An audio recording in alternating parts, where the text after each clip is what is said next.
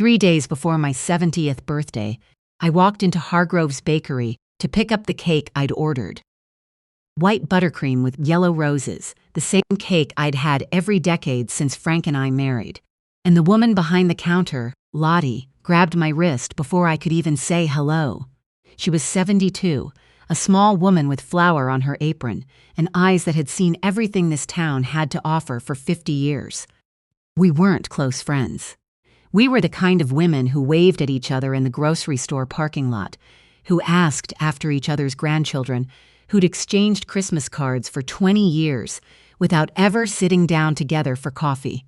She leaned across the counter and lowered her voice to almost nothing. "Evelyn, don't react. Just listen to me." I almost laughed. I thought she was joking, but her hand was trembling. She said she needed to show me something. She locked the front door, flipped the sign to closed, and led me through the kitchen, past the industrial ovens and the trays of cooling bread, to a small office in the back. She shut the door and turned to me with an expression I hadn't seen on a person's face in a long time. It was the face of someone who had been carrying something they couldn't carry alone anymore. "Last Tuesday," she said quietly, "your son-in-law came in. He didn't see me. I was in the back. The door was open, just a crack. He sat at that corner table with two men I've never seen before, and they talked for almost an hour." She pulled a folded piece of paper from her apron pocket. She'd written it down, word for word. Her handwriting was small and careful. I read it. Then I read it again. My son-in-law's voice, according to her notes, saying, "She's turning 70. The timing is perfect. After the party, she'll be in a good mood. Sentimental. She won't read it carefully. One of the other men, and if she questions anything, my son-in-law, she won't. Nora handles her. Always has. Nora, my daughter, my only child." I stood in that little office behind a bakery that smelled like vanilla and warm sugar, and I read my own name in a plan to take everything I had left in this world: the house Frank built, the life insurance, the trust fund Frank set up before the cancer took him, the one with my granddaughter Lily's name on the future beneficiary line. All of it. I folded the paper carefully and put it in my coat pocket. I thanked Lottie. I picked up the birthday cake. I carried it to my car. Then I sat in the parking lot for 20 minutes and didn't move. Frank has been gone for 9 years. He was 63 when we found out, 64 when we lost him. He built Hargrove Consulting, not the bakery, our company, named for the street where we started. From a 2-person operation in our spare bedroom in 1987 into something that employed 47 people at its peak. When he died, I kept it. Everyone told me to sell. My brother-in-law said I wouldn't know what I was doing. Our accountant at the time suggested I find a buyer before the clients left out of uncertainty. I didn't sell. I'd worked beside Frank for 31 years. I knew that company as well as he did. I ran it for 5 more years after his death, grew the revenue by 18%, then sold it on my own terms in 2021 for a price that surprised everyone, including me. The money went into a trust. The house stayed in my name. I kept a financial advisor I'd used for 12 years. A quiet, careful man named Mr. Beaumont who called me every quarter and never once suggested I didn't understand my own finances. I thought I had been careful. I thought I had been smart, but I had missed something much closer than a bad financial decision. Nora was 41. She'd been married to her husband for 6 years. I had liked him at first. He was charming, well-dressed, the kind of man who remembered to pull out chairs and compliment the food. He worked in commercial real estate. He talked about deals the way some men talk about sports, always in motion, always promising the next big thing. The red flags had come slowly, so slowly I'd mistaken them for nothing. 2 years ago at Christmas dinner, he'd said, "Evelyn, have you thought about simplifying your estate plan? All those accounts can get confusing as you get older." I'd laughed it off. Nora had changed the subject. Last spring, he'd suggested I switch financial advisors. Said Mr. Beaumont was old-fashioned, that he knew someone sharper, more modern. I declined politely. In August, Nora had called, just to chat, she said, but the conversation had turned, gently, carefully, to whether I was feeling overwhelmed managing things on my own. "I just worry about you, Mom. You do so much." I hadn't thought much of it. She was my daughter. Worrying was what we did for each other. I started the car. I drove home. I put the cake in the refrigerator and sat at the kitchen table, where Frank and I had eaten breakfast together for 30 years. 3 days. I had 3 days before 70 people came to celebrate my birthday in the backyard of this house. 3 days before whatever they were planning would be handed to me in a moment of sentimental softness, in a room full of people who loved me when my guard was down. I picked up my phone and called the only person I could think of. Her name was Helen Marsh. She was 68, a retired federal prosecutor who had moved to our town after her husband's death and joined the same weekly walking group I belonged to. We'd been friends for 4 years. She was the kind of woman who listened more than she spoke, who asked the second question when everyone else stopped at the first. She answered on the second ring. I said, "I need to talk to you. Tonight. Bring your reading glasses." She arrived at 7 with a bottle of wine she didn't open and a notepad she did. I told her everything. I showed her Lottie's notes. I told her about the Christmas comment, the advisor suggestion, the phone call in August. She was quiet for a long time. "Do you have your estate documents here?" she asked. I got them from the lockbox in the closet, the ones I'd had drawn up after Frank died, revised once in 2020 with my attorney. She read through them slowly, page by page, in the way that only former prosecutors and people with something real at stake can read legal documents. She looked up. "These are solid. No one can touch anything without your signature and two-factor authentication on the accounts." She paused. Yet. That single word sat between us like a stone.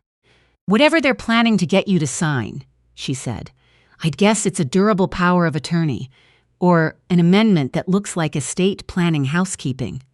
Something that seems reasonable, something you'd skim." I thought about the words Lottie had written down. She won't read it carefully. "What do I do?" I asked. Helen set down the documents. "First, we find out exactly what they're planning. Second, we make sure you have protection in place before Saturday. Third," she looked at me steadily, "we decide what you want to do about your daughter." That third thing sat in the air all night. I didn't sleep. I lay in the bed Frank and I had shared for 34 years and stared at the ceiling.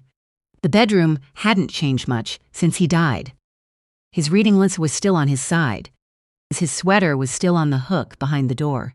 I kept it there because some mornings when I first woke up, I forgot. Just for a second, and it was enough. I thought about Nora at 7 years old, how she used to climb into our bed during thunderstorms and press her cold feet against my legs. I thought about her high school graduation, how Frank had cried harder than I did. I thought about the phone call from her on the day Frank's diagnosis came back, how she'd driven 3 hours that same afternoon and held my hand in the hospital parking lot without saying a single word, because sometimes there are no words, and she had always known that. Had she known about this for 6 years? For 2? Had she been slowly, carefully convinced? Or had she chosen it? I didn't know, and not knowing was its own kind of unbearable. At 6 in the morning, I got up, made coffee, and called my attorney. His name doesn't matter. What matters is that he had handled my affairs for 11 years, and when I told him what I'd heard, he didn't tell me I was overreacting. He said, "Come in at 9. Bring everything." We spent 2 hours in his office. I told him about the conversation at the bakery, about the pattern of pressure over the past 2 years, about my son-in-law's comment that Nora handles me. My attorney pulled up my existing documents on his screen. "Here's what we can do before Saturday," he said. "We reinforce the existing protections. We add a clause requiring a waiting period and independent legal review before any power of attorney amendments can be executed. And we notify your financial advisor, Mr. Beaumont, to flag any incoming requests regarding your accounts." "Can they still get to me at the party?" I asked. He hesitated just a moment. "Not legally.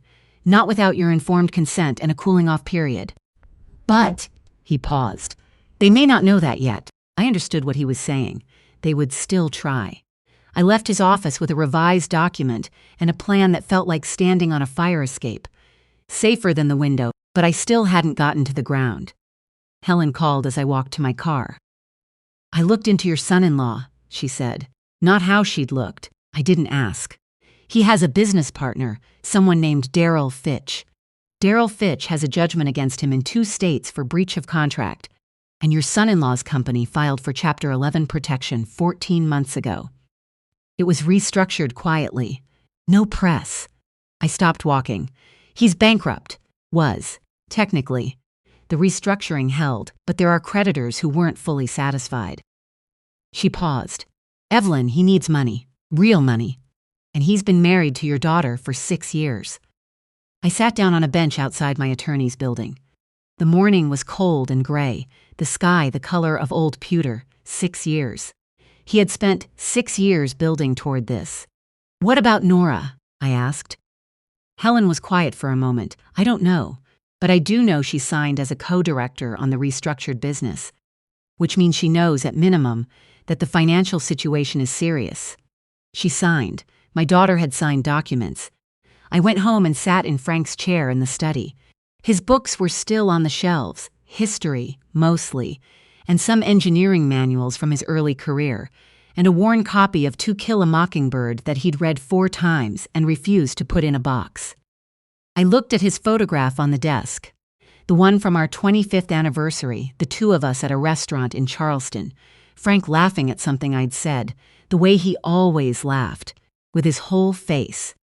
What do I do? I thought. What would you tell me to do? The birthday party was in 2 days. I called Lottie back that afternoon. I drove to the bakery after closing and sat with her in that same small office. "Are you all right?" she asked. "Working on it," I said. "Lottie, if I need you to tell someone else what you heard, a lawyer, or eventually other people, would you do that?" She didn't hesitate. I wrote it down the same day. I've got it dated and signed. She looked at me steadily. "I should have come to you sooner. I kept thinking maybe I'd misunderstood." "You didn't." "No," she said quietly. "I didn't." That evening, Helen came back. She brought her former colleague, a woman named Ms. Ashworth, who had gone into private practice after 20 years as a financial crimes investigator, and we sat at my kitchen table and talked until nearly midnight. Ms. Ashworth was 65, practical in the way that people become when they've spent decades watching what greed does to families. She listened to everything, reviewed the documents my attorney had revised, and then she said something that stopped me cold. "Whatever they plan to put in front of you at that party, do you want to stop it quietly, or do you want people to know the truth?" I looked at her. What's the difference? If you stop it quietly, you protect your daughter's reputation. You protect the relationship, or what's left of it. But he walks away. He restructures, tries again somewhere else. She paused. "If you let it play out, and I mean let them make the move, in front of witnesses, and then respond, then you have evidence of intent. You have the record. And he doesn't try this again." I thought about Margaret Hastings. I didn't know her personally, but Miss Ashworth had told me about her, an 80-year-old woman in a neighboring county whose nephew had done something similar 3 years ago. She'd signed, and by the time her granddaughter understood what had happened, most of the money was gone. Margaret was in a care facility she hadn't chosen. She died there. I thought about other women like me, widows, women who'd built something, women who had worked hard and been careful and still found themselves sitting across from people who had calculated exactly how much they were worth and exactly how to take it. "I want it on the record," I said. The plan was simple because good plans usually are. The party would proceed normally. 70 guests, the backyard, the white tent Helen had helped me set up 2 weeks ago when none of this had happened yet. My neighbor's daughter was catering. The cake was in the refrigerator. At some point during the evening, Miss Ashworth predicted it would be after dinner, after champagne, when the mood was warm and I'd had a glass of something. My son-in-law would find a quiet moment and produce documents. He would call it a gift. He would say something about simplifying things, about Nora and I being protected, about Frank's legacy being secured. And I would respond. Not the way he expected. Helen had contacts. 2 people would be present at the party as guests. One of them was a former colleague of hers from the U.S. Attorney's office, now in private practice, attending as my old friend from the walking group. The other was a notary who understood exactly what her role would be if documents appeared. Mr. Beaumont had been notified. My accounts had additional flags. My attorney had the revised documents.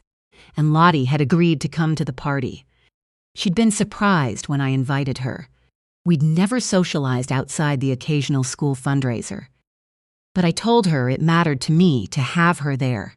She brought a small wrapped present and wore a blue dress and arrived early to help arrange flowers on the tables, the way someone does when they want to be useful because they feel they owe you something. She didn't owe me anything. But I was glad she was there. The party began at 4 in the afternoon. I wore the green silk blouse I'd bought 2 years ago for Frank's memorial service anniversary. The one Nora had helped me pick out, standing in a dressing room in a department store, holding it up and saying, "Mom, this is yours. This color was made for you." I'd thought of that while I was getting dressed.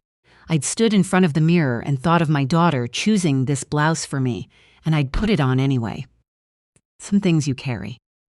Nora arrived with her husband at 4:15. She was in a yellow dress. She hugged me at the door, held on for a second longer than usual, then let go. "Happy birthday, Mom," she said quietly. "Thank you, baby," I said. Her husband shook my hand and I smiled back, and I thought, I know what you are.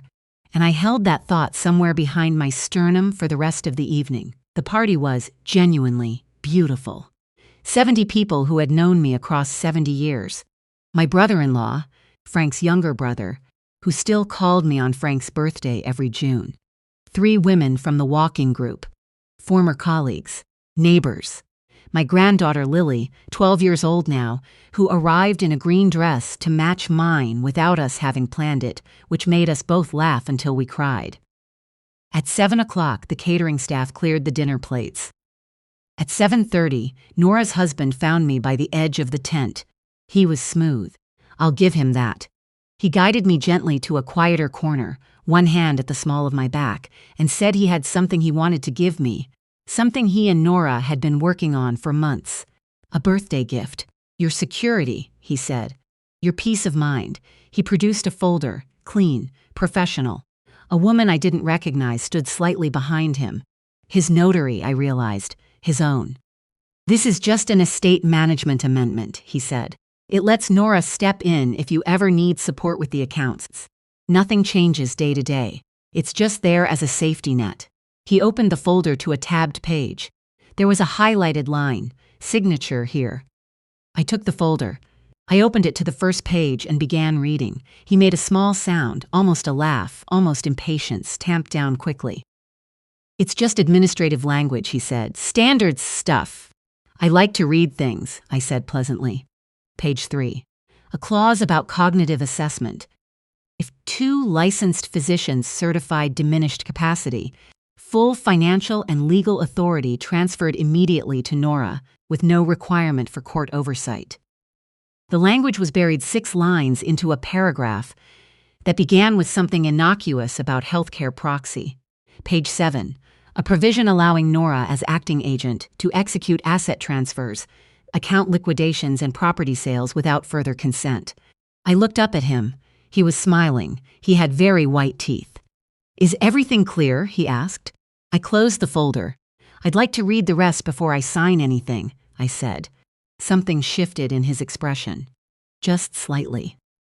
"Of course," he said. "Take your time." I carried the folder to the center of the tent. I set it on the table nearest the small portable microphone the catering staff had set up for toasts. Helen caught my eye from across the room. I gave the smallest nod. She moved to the AV setup the way we had planned. I picked up the microphone. "Excuse me," I said. "Can I have everyone's attention for just a moment?" The tent quieted. 70 people turned toward me. My granddaughter Lily was standing near the cake table, watching me with her head tilted the way she does when she's paying close attention. "Thank you all for being here," I said. 70 years is a long time. I've been thinking about what I'd want to say tonight, and I had a speech prepared. I paused, smiled. But something happened this week that changed what I needed to say. The tent was very quiet. I looked at Nora. She was standing near the back, her husband beside her, his hand at her elbow. Frank built something, I said. Not just a company. He built a way of doing things. He believed that honesty was the foundation of every transaction, every relationship, every handshake. I watched him live by that for 31 years, and when he died, I tried to carry it forward. I paused. 3 days ago, I was given information that someone I trust was planning to take that away. Not by force, by paperwork, by a moment of sentimental softness on a milestone birthday, in a room full of people who love me when my guard was supposed to be down. The silence in the tent changed quality. I've been asked tonight to sign a document. I held up the folder. An estate amendment, presented as a gift, as security. I set it back on the table. I had my attorney review my existing documents this week. I want to read you what the amendment actually contains. I opened to page 3. I read the cognitive assessment clause. I read it slowly, completely. I heard someone say, "Oh my God," in a low voice somewhere to my left. I turned to page 7. I read the asset transfer provision. My son-in-law made a move toward me. Not aggressive, just urgent, the way people move when they realize the story is changing around them and they haven't been handed a new script yet. Helen's colleague, the one from the U.S., attorney's office, attending as my old friend from the walking group, stepped forward and said, quietly but clearly, "I'd stay where you are." He stopped. "I'm not signing this," I said. I looked at the folder. "But I want everyone here to understand why. Because I'm not the first person this has been tried on. I won't be the last. And the reason it works is because it happens quietly, privately, in a moment designed to feel like love." I looked at Nora. She was crying. She wasn't moving. Her husband had taken a step away from her, almost imperceptibly, the way someone steps away from a thing that's about to fall. "My daughter," I said, and my voice caught for just a moment. "Just one. I don't know everything you knew. But I know you know more than you told me." "Mom," she said. The word came out broken in 3 different places.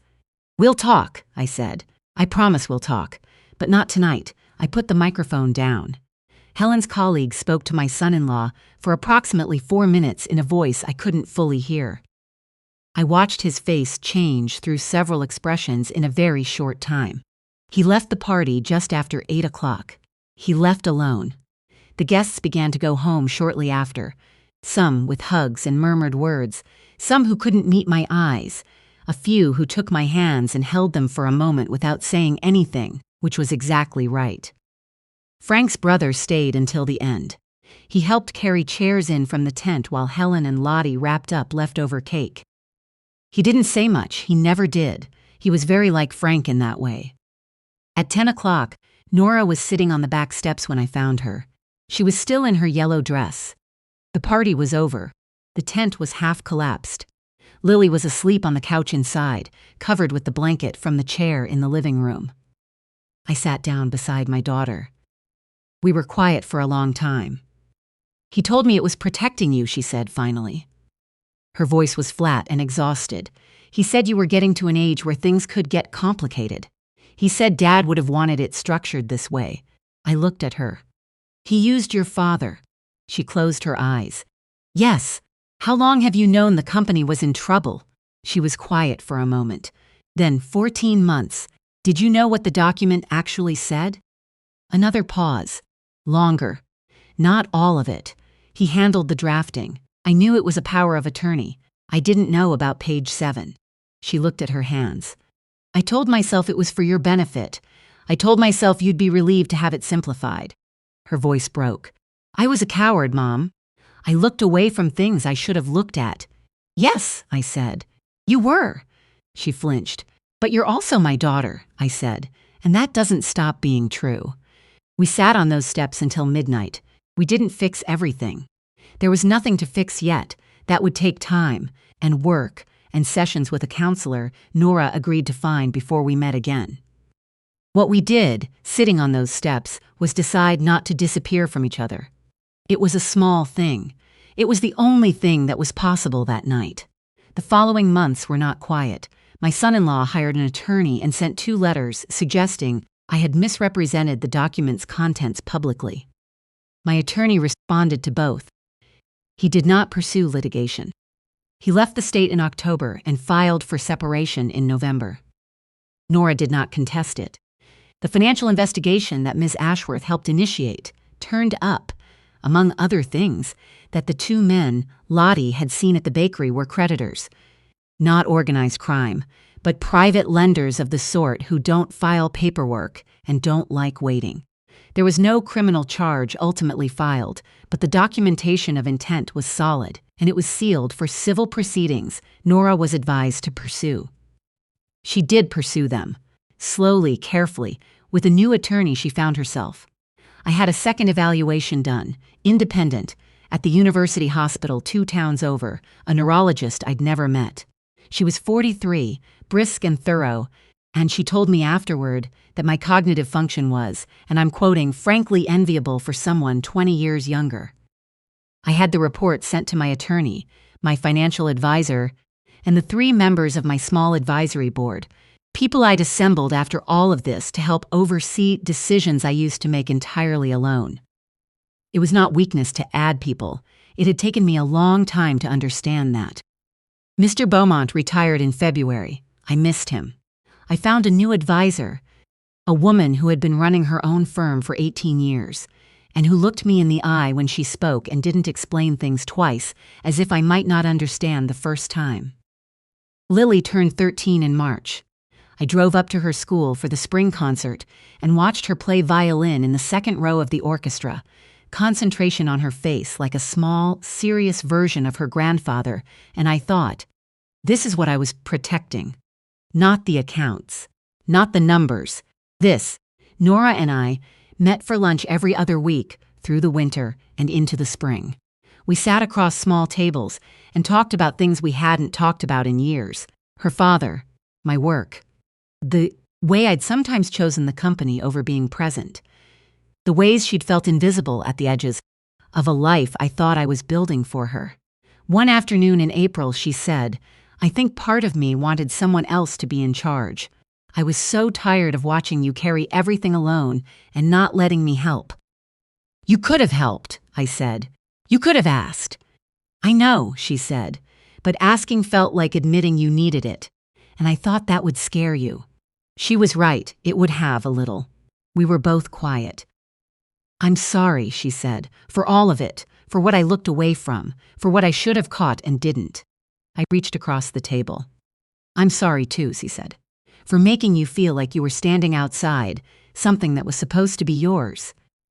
The crack had been there long before he found it. That was the hardest thing to sit with.